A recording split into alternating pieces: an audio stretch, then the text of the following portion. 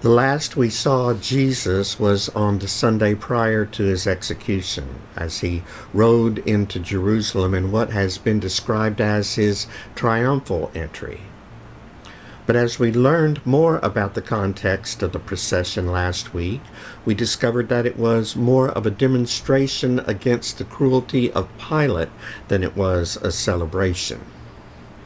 Today is Monday, the very next day, and Jesus is still in a confrontational mood, but this time he's taking on Caiaphas the high priest. And he does it with another demonstration, this one within the temple. Mark's gospel says he interrupted the activities of the temple by overturning tables and blocking its entrance. And once Jesus had everyone's attention, he used the opportunity to spotlight injustices perpetrated against the people by religious leaders like Caiaphas. It's an effective strategy that was used in 1989 by AIDS activists at St. Patrick's Cathedral, and I'll talk more about that in a minute. But for now, I think it's important to get a clearer picture than most of us have of what was taking place. It's likely that the protest was not against the money changers, as many of us have been taught. We assume the money changers and those selling doves were cheating the people, but there's really no evidence to support that assumption. Money changers changed the coins that had Caesar's image on it into Jewish currency so that no one could be accused of using idolatrous money in the temple. And it wasn't practical for folks who made the long pilgrimage to Jerusalem to bring their animals along with them for sacrifice. So people who sold doves for the required sacrifice were appreciated. There's nothing to indicate in our text that they were cheating the people. But a clue to Jesus' radical behavior is found in his words when he said the house of God had been made into a den of robbers. Hundreds of years earlier, God had told Jeremiah to stand in front of the temple and confront those who would enter for their false sense of security.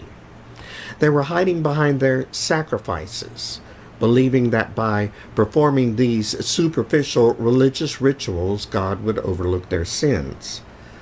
Listen to the context of the words found in the book of Jeremiah.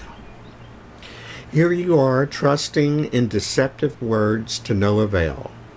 Will you steal, murder, commit adultery, swear falsely, make offerings to Baal, and go after other gods that you have not known, and then come and stand before me in this house, which is called by my name, and say, we are safe, only to go on doing all these abominations? Has this house, which is called by my name, become a den of robbers in your sight? You know, I too am watching. In today's text, Jesus was more likely calling out the sins of the priests than he was calling out the people or the religious institution. He was spotlighting the sins of Caiaphas, the high priest in Jerusalem, a member of a powerful family of priests who would not only be responsible for the death of Jesus, but later of Stephen, of James the brother of John, and of James the brother of Jesus. Caiaphas represented the Jews before God on the Day of Atonement, but he was notoriously entangled in the politics of Rome the rest of the year.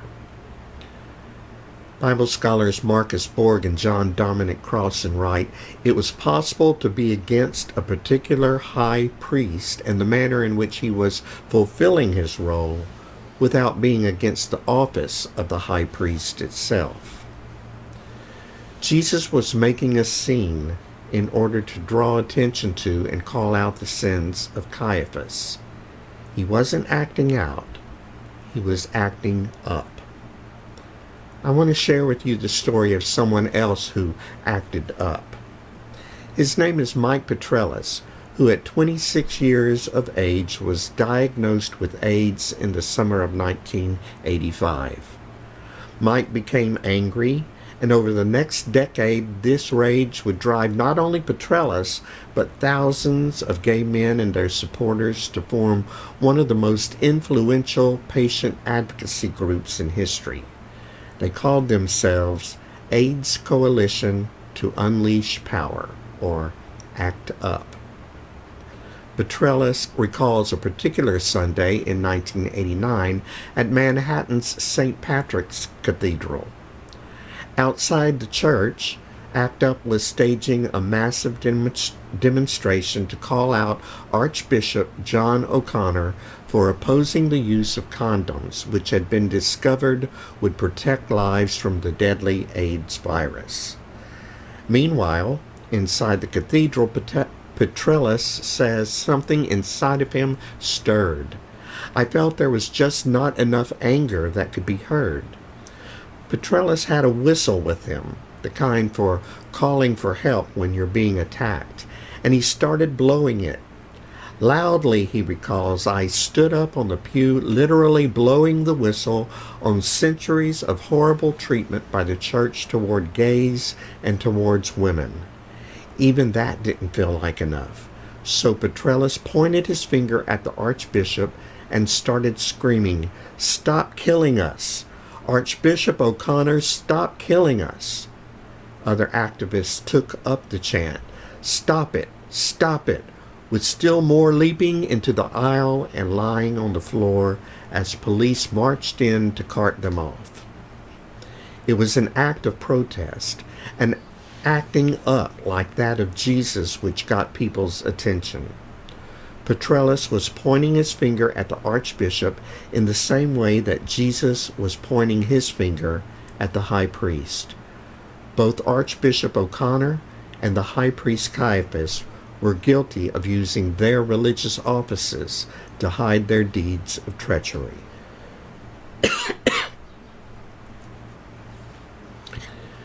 Today there are high priests who are still killing the LGBTQIA community.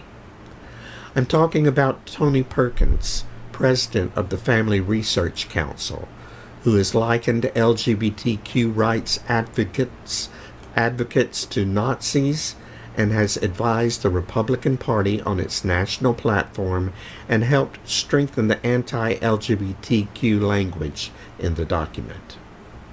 I'm talking about Robert Jeffress, pastor of First Baptist Church in Dallas, who has said of gay people, "What they do is filthy. It is so degrading that it is beyond description, and it is their filthy behavior that explains why they are so much more prone to disease."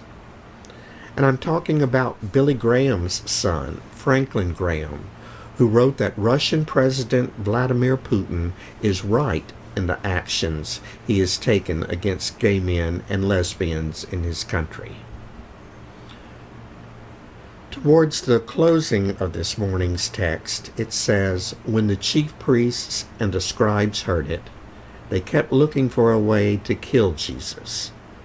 They would eventually succeed in their efforts, but until then, he continued to act up on behalf of an oppressed people."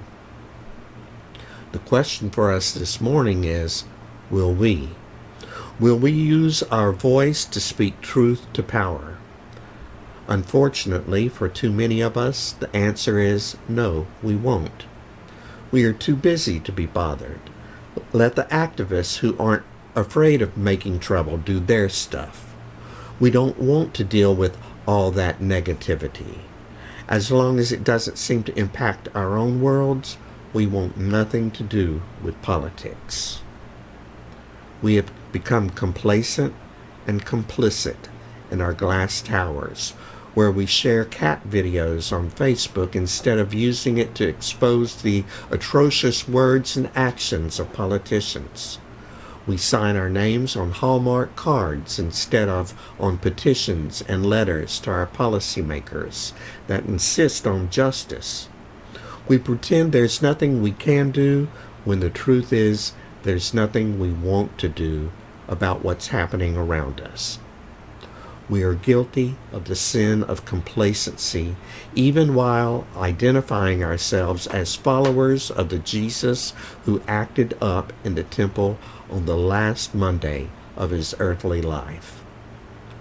We have forgotten Jesus' words from the Gospel of Matthew. Not everyone who says to me, Lord, Lord, will enter the kingdom of heaven, but only the one who does the will of God. We offer up religious platitudes couched in Lord, Lord language, but are deaf to God's call to action. The prophet Jeremiah condemned those who trusted in their religious rituals to cover their sins of ignoring the plight of the oppressed. Jesus did the same thing, and Mike Petrelis did too. The question for those of us who claim to follow the way of Jesus is, will we? Amen.